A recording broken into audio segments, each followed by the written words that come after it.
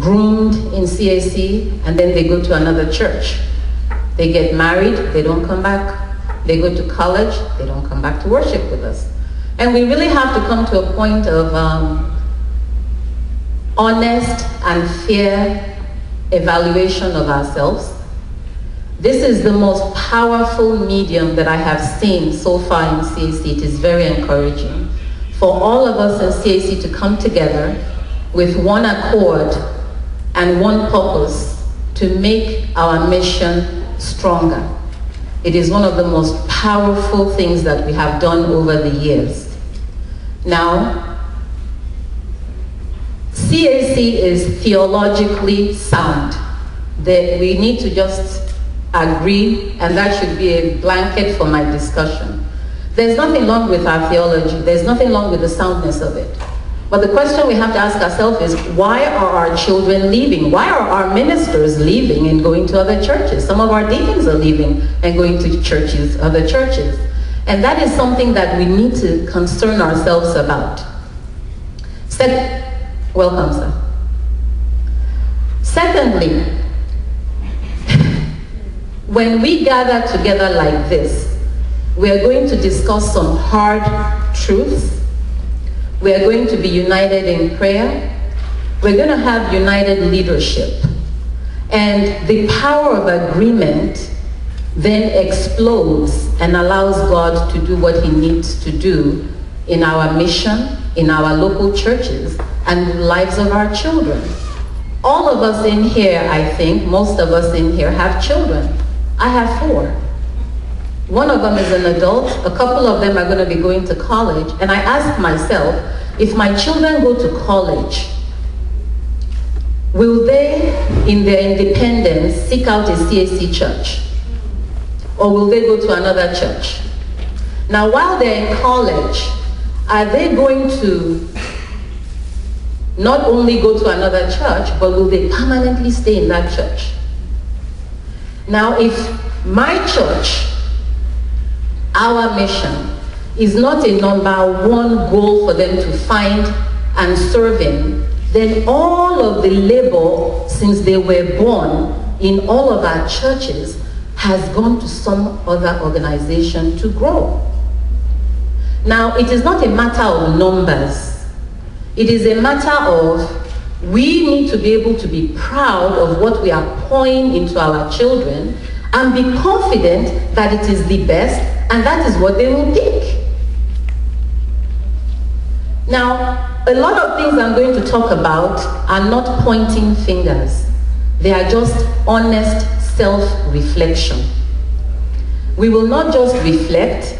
Now, in the past 2 years, we've talked about paradigm shift, Pastor Agbeja, how to market your church. We talked about evangelism. We talked about succession training, the importance of training the younger generation so that they can effectively take over from all of us who are older and the church does not crumble. We have spoken about moving forward. Papa Weye has been talking over and over about change, change, change. We spoke of our youth last time we met, that they're the Y generation. Anything we tell them to do, they will say what? Why? Why? We talked about the fact that they are the technology generation, the importance of the technology and the environment around them. Now, each step and each change that we take towards change is protecting the foundation of CAC and our church image. Each time one person leaves our church, starts a new church, leaves our church, joins a new church, it is not protecting the image of CAC. Now, our children are not the only ones talking. I travel around a lot. The issue of youth retention is not unique to CAC. The question is, are we the only ones who have not made it a #1 priority in our mission? Because other organizations, they recognize it and they're doing everything they can to get these children. Last time I spoke to you, I told you about the fact that there are a lot of people competing for the minds of our children in North America. If you remember, a lot of people are out there. When I was doing research on the internet, I just typed in youth church. Please do that when you get home. The first number one thing on Google that will pop up, who can tell me, is the Church of Satan. The number one thing.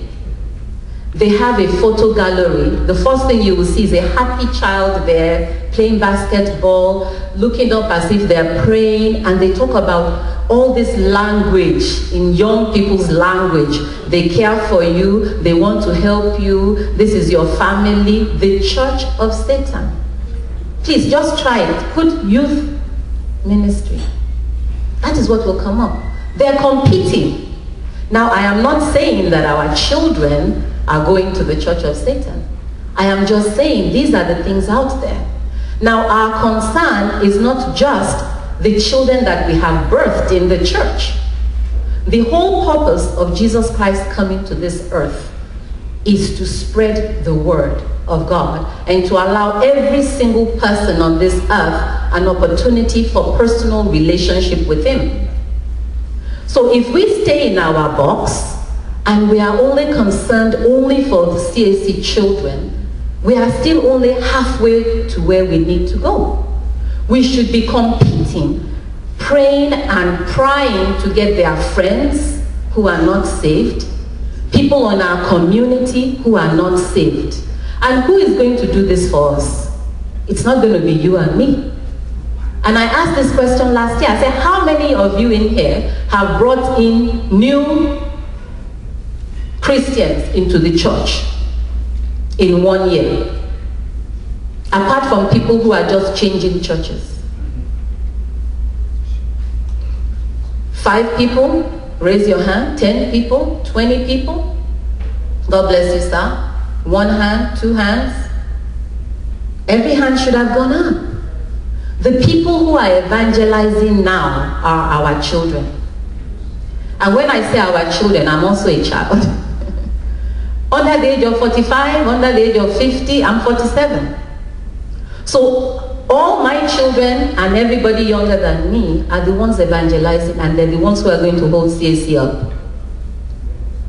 If CAC is going to survive, it is going to be our children who do it, because our time is fast departing. I hope I am introducing this properly. Now, when last we spoke, some churches made some changes. I have been having people pull me aside and decided to do this is what's happening in our church, this is what happened, Pastor Famijuro, oh, you know, different people have been calling me. But you know what? Some people didn't do anything. They did nothing. And there has been no change. Now, in the meantime, while we've been deliberating, while we have been waiting, the youth have continued to grow. They did not wait for us.